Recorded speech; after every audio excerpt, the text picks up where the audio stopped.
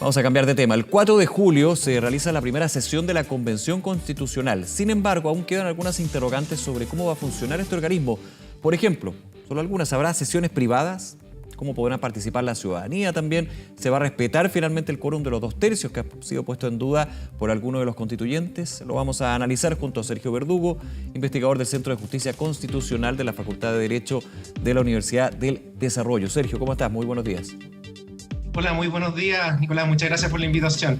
A ver, se cumplen los hitos. El último que vimos fue la convocatoria que hizo el presidente de la República a esta Convención Constitucional, el 4 de julio lo decíamos.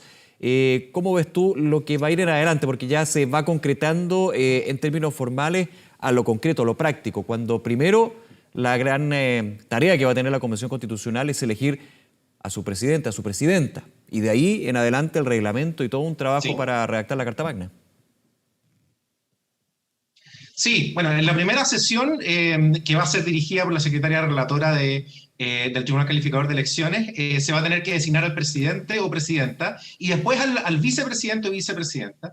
Y después la convención va a tener que discutir las normas del reglamento de votación. Y de todas las cuestiones que son necesarias para que la convención pueda funcionar en términos procedimentales. Entre ellos hay temas como por ejemplo los mecanismos de participación ciudadana, cuántas veces se van a discutir los proyectos, como tú muy bien decías antes, el tema de si van a haber sesiones confidenciales o no, y si es que las hay, en qué instancia, bajo qué motivo y en qué momento ellas pueden operar. Son muchos temas que no son fáciles de regularse. Es importante tener presente que la convención no tiene un plazo formal para dictar un reglamento, por lo tanto, si es que las negociaciones no fructifican, es posible que la discusión sobre el reglamento se alargue y puede que se coma un tiempo importante de la convención. De hecho, Sergio, descartemos de lleno, creo yo, uno se podría adelantar siendo responsable que para la elección de presidenta o presidente y vicepresidente respectivo, el primer día difícil. Y más difícil aún que en la primera semana de constituida la Convención Constitucional se llegue a elementos claves del reglamento. O sea, esto podría durar un buen tiempo y principalmente por un tema bien clave, que es la diversidad de esta institución que se crea. Porque se crea, no de cero podríamos decir, pero sí es una nueva institución con una diversidad de opiniones y visiones. Así es. No solamente existen muchísimas facciones al interior de la Convención Constitucional, sino que además varias de estas facciones probablemente no tienen suficiente disciplina interna como para poder negociar en bloque.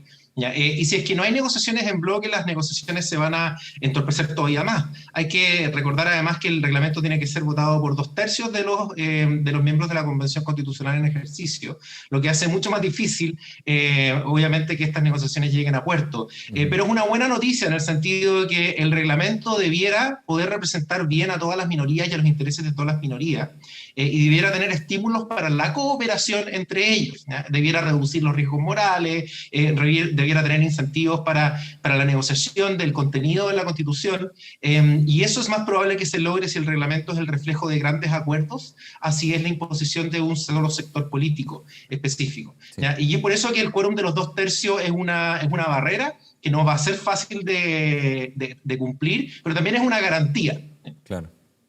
Sergio, lo he conversado también con distintas constituyentes, con algunos constituyentes que hemos tenido acá, de hecho, en el programa, sobre quizás lo doméstico. Aquí hay temas domésticos que son claves para ir formalizando el trabajo que va a tener la Convención Constitucional, que tiene un tiempo acotado para todo lo que corresponde, digamos. La experiencia, por ejemplo, del Congreso Nacional, en términos de su orgánica, su estructura, la forma en que se vota, ¿es una experiencia que podría también tomarse por parte de la convencional? Y lo pregunto también porque de alguna manera hay algunos constituyentes que dicen nosotros somos una institución totalmente distinta a un Congreso que está deslegitimado. Sí. Mira, independientemente que sean instituciones distintas, los convencionales podrían decidir limitar algunos procedimientos que son utilizados por otras instituciones, y existe obviamente en prácticas parlamentarias y políticas asociadas a cómo funciona el Congreso que podrían ser útiles. Ahora, mi opinión es que esto no es deseable, y no es deseable porque la convención es una institución que no tiene dos cámaras, tiene una sola cámara, no tiene la posibilidad necesariamente de tener una comisión mixta, y la organización de las comisiones en el Congreso están hechas para que las mayorías efectivamente puedan avanzar. Claro. Yo creo que la lógica que en la composición que tiene la convención, si se aplicara la estructura, digamos, del Congreso, no tendríamos buenos resultados, digamos. Yo creo que tendríamos pésimos resultados.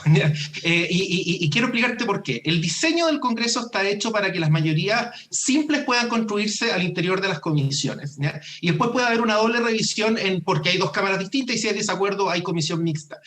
La Convención Constitucional es un órgano unicameral y que debiera tener incentivos para generar grandes acuerdos, y no para que simples mayorías puedan, como dice por ahí, pasar la máquina al interior de las distintas comisiones. Por eso yo creo que es mejor pensar en reglas que generen consensos suficientes al interior de las comisiones, para que las comisiones sean el lugar donde se generen las negociaciones políticas que después puedan ser confirmadas en el pleno de la Convención Constitucional. ¿Ya? Y para que esta lógica sea posible, utilizar las reglas que se utilizan en el reglamento de la Cámara de Diputados, por ejemplo, no sería deseable, ¿ya? Porque esas reglas no están pensadas para formar consenso en este sentido. ¿Ya? Ahora, y como la Convención Constitucional es un órgano unicameral, entonces necesitamos pensar en un sistema que permita que los proyectos que se vayan aprobando, las mociones que se vayan aprobando, tengan una doble revisión para asegurar que en las negociaciones exista suficiente confianza de que lo acordado se va a respetar. Porque si yo llego a un acuerdo contigo, por ejemplo, y solamente vamos a votar tu punto y después el mío, por una sola vez, entonces no van a haber suficientes condiciones para asegurar de que ambos puntos se van a aprobar. ¿Ya? Y es por eso que necesitamos una doble revisión. Y eso obviamente no está nunca garantizado en un órgano unicameral, y necesitamos un reglamento ad hoc para eso.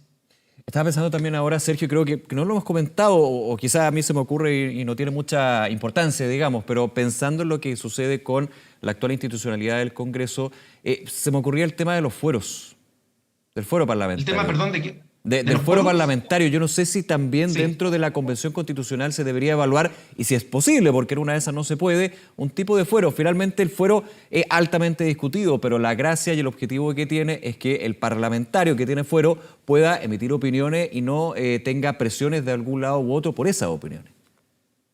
Sí, mira, hay dos instituciones que son distintas. Una es la inviolabilidad por las opiniones que los parlamentarios, y en este caso los convencionales, dan, y otra cuestión distinta es el fuero que ellos tienen. Respecto de las opiniones que se dan en las sesiones, la inviolabilidad impide que haya una persecución criminal, por ejemplo, por un delito de injuria o calumnia, que se pueda emitir durante las sesiones. Durante la sesión. El caso del fuero es distinto. El caso del fuero protege a los parlamentarios en contra de acusaciones criminales que ellos puedan haber, pero no les da inviolabilidad, no los hace inmunes. Hay un procedimiento para desaforarlos para que sí puedan ser perseguidos criminalmente. El objetivo del desafuero es disminuir o reducir la posibilidad de que haya querellas temerarias, ¿no? Estas querellas negligentes que se utilizan de manera oportunista para atacar a la oposición o a tu enemigo político. Ese es el objetivo del desafuero.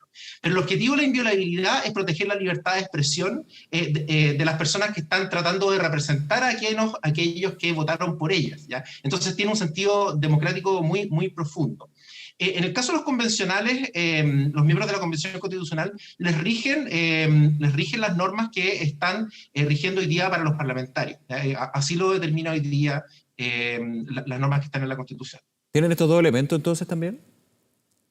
Sí, sí. Ellos debieran ser inviolables en las opiniones que emitan en las sesiones y debieran estar sujetos a las normas de fuero. Mira, es importante ese detalle para lo que se va a venir en adelante, porque en discusiones y también en opiniones que se van dando. Quiero ir a otro punto, Sergio, bien interesante, hay muchísimos temas y vamos también a ir conversando cuando se vayan estableciendo a nivel de la ciudadanía. Y justamente quiero ir a ese punto, la participación ciudadana, el poder ver, revisar lo que están haciendo los constituyentes, los convencionales en este caso, pero hay algunos sectores que dicen, ojo, tampoco se puede, entre comillas, mostrar todo lo que hace la convención porque hay muchos grupos de presión que podrían de alguna manera usar de una manera equivocada esto. ¿Tú qué crees? ¿Cómo se tiene que desarrollar esto? Tener total transparencia, pero al mismo tiempo evitar de que haya algún efecto exógeno, digamos, de otros sectores. Sí, yo creo que son dos temas que ameritan una discusión separada. Uno son las reglas de transparencia de la convención, de las sesiones que ya van a tener, y la asistencia de público posible que pueden tener en las sesiones. Y una cosa diferente son los mecanismos de participación ciudadana que puedan haber. Respecto al primer punto que tiene que ver con la transparencia es muy importante en instituciones como la Convención Constitucional, porque ellas fortalecen el carácter representativo de la convención, ¿no?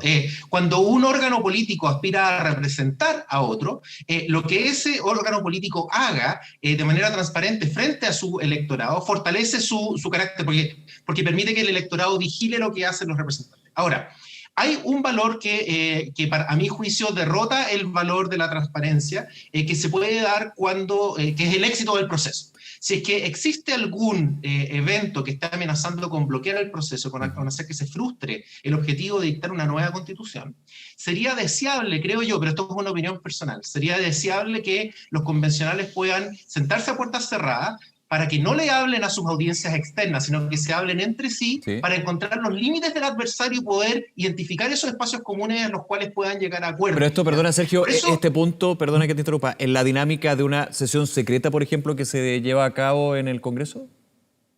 Sí, la dinámica de una sesión secreta puede conducir a que se generen las condiciones para esto, pero debe ser una herramienta muy, muy excepcional. La regla general debe ser la transparencia, no debe estar asignada al plenario, sino que debe estar asignada a las comisiones, y solamente debe operar en hipótesis como la que yo te digo, o sea, hipótesis que hagan que el trabajo de la convención pueda impedir que se dicte efectivamente una nueva constitución. Porque el éxito de la convención, creo yo, es un valor que derrota a la posibilidad de que todo efectivamente sea transparente. Ahora, esto es un tema que es impopular, esta idea es muy impopular. No sé si va a ser posible, lo tiene que regular la propia Convención Constitucional, que tiene las atribuciones para hacerlo en su reglamento, ¿ya?